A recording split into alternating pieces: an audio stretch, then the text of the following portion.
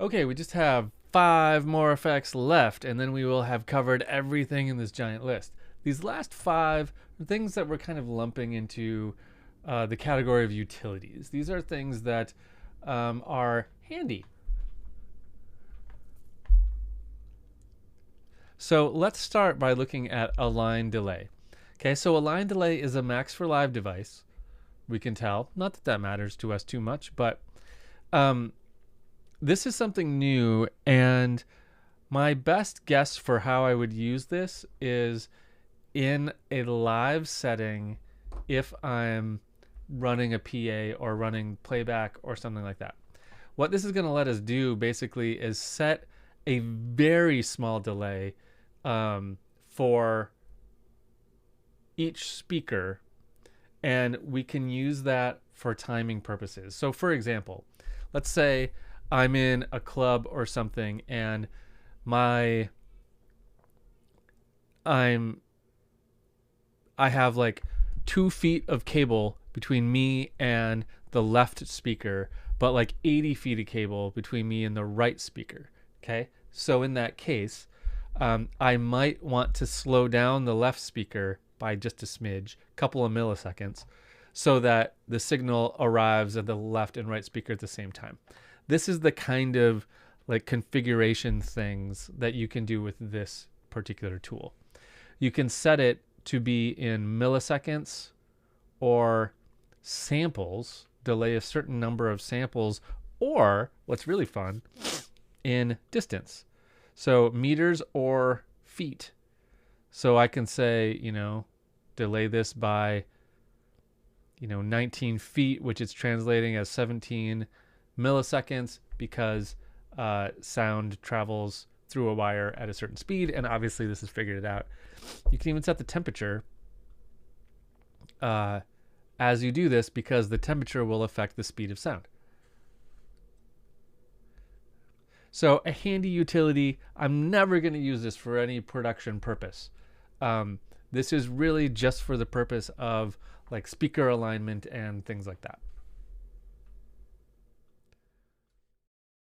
Okay, external audio effect. You may remember external MIDI effect. Remember what external MIDI effect did was it let us send a MIDI signal out to some kind of synth in the physical world and bring back an audio signal. External audio effect is similar, except it's just audio. So the best purpose of this is, let's say you have like some cool outboard effects unit or guitar pedals or something like that. Something like this. So here I have a reverb pedal. It's my handy, trusted reverb pedal. I've used it for years. And let's say that let's just say that I'm in love with this reverb and I want to use this reverb on my track. Not any internal reverb. I like this one. So what I could do is like go to my interface, go to one of my outputs and plug in a cable. And then I'm going to say where that output is here. So I'm going to say output 1. Okay. I can give it a little extra gain if I want. So that's going to send this track, this signal, output 1 on my interface. Now I'm going to take that cable and I'm going to plug it into my effect. And then I'm going to plug out of my effect and go back in to wherever I say here. Let's say 2. I can give it a little gain. I can do a little dry wet. And now I can do it live. Like that signal is going to be running through this effect now. And I can adjust my signal and listen to it and dial it in. And it's just like any effect in live at this point.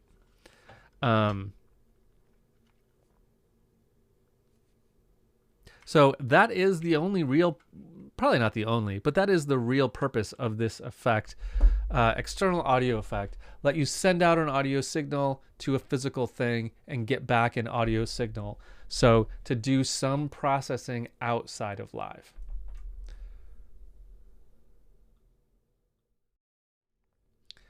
All right, next is Spectrum. So Spectrum is really cool. I'm going to put Spectrum on this track. Now, Spectrum doesn't do any signal processing that we can hear. Okay, spectrum is for us to see what's going on in our audio signal. So if I load that here, I have this grid, and you've seen this grid before. This was something very similar to this, was in our EQ8. But if I play the signal, we can look at it. Okay, and that's useful, but what's even more useful is we've got this little arrow here, and we can make it nice and big.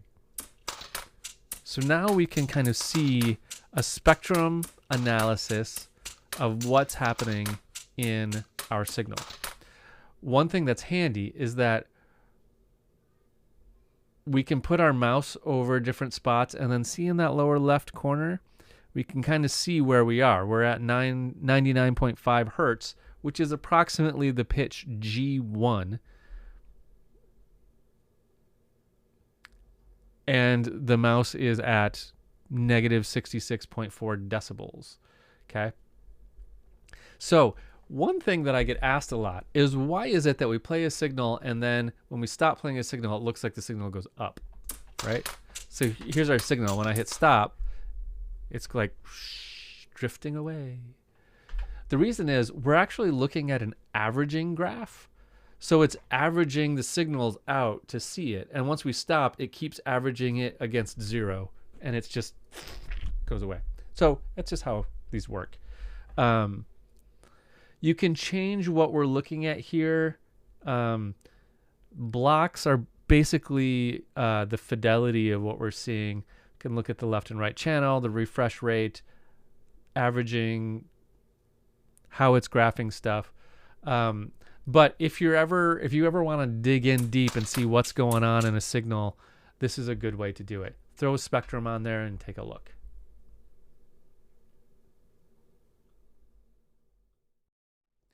Up next is tuner. Very handy. We tune because we care. This is just a tuner. It's an old school tuner. So I throw this whenever I'm recording my guitar. I throw this on a track. This one, just like Spectrum, doesn't do any processing, but you can put this in a chain of effects and it's going to do you no harm. So even if I have other effects on here, like this pedal effect, the tuner, the signal is going to go right in and right out of the tuner. It's not going to affect our signal at all. So we can put it there and it doesn't matter. It's still going to pass right through it and go to pedal or whatever's next in our chain or to our output. So with this, if let's just turn on my signal here, and now you can kind of see it doing what it's doing. I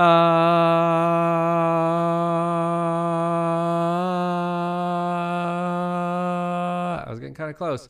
So when it turns green, it's in tune. Let's do this. Let's switch to input 2, which is my guitar. And now let's look. Is my guitar in tune? This is potentially embarrassing. Ooh, so flat. Turn it up. There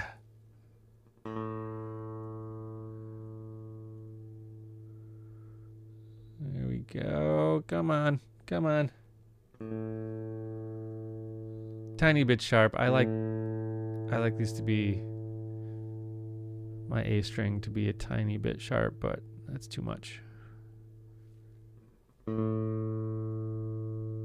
It's like negative 1,000 in Minnesota right now, and I have a space heater right next to this guitar, which is why it's out of tune. But that's how it works. Very simple.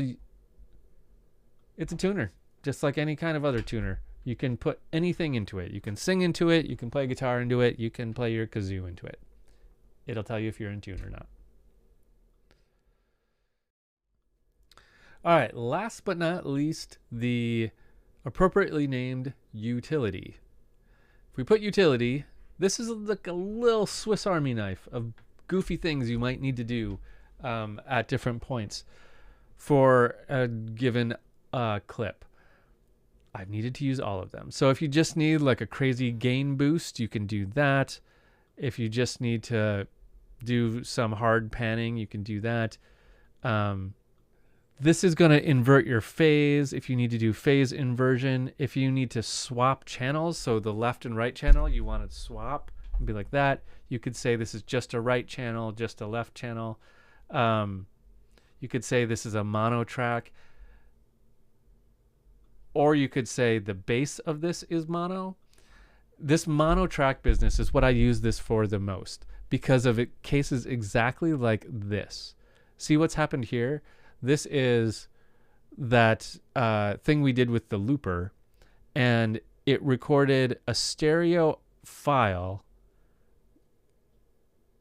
with a single microphone, meaning all our signal is in one channel. So when I play this, it's going to play it back all on the right side or the left side. And check. And I could pan it, but if I pan it all the way right, it's just gone. If I pan it all the way left, it's there. So right is just going to play this. So when you have a situation like this where you've got a signal on one side, but it's a stereo track, it's just ugly to deal with. So what you can do is put this utility on it and say, yo, this is mono. Now you can deal with it just like a mono track. You can pan it left and right, and it's going to be just fine. So that is the number one reason I use it, this utility effect. And I use it kind of a lot when I get these weird audio files. It's really handy for that.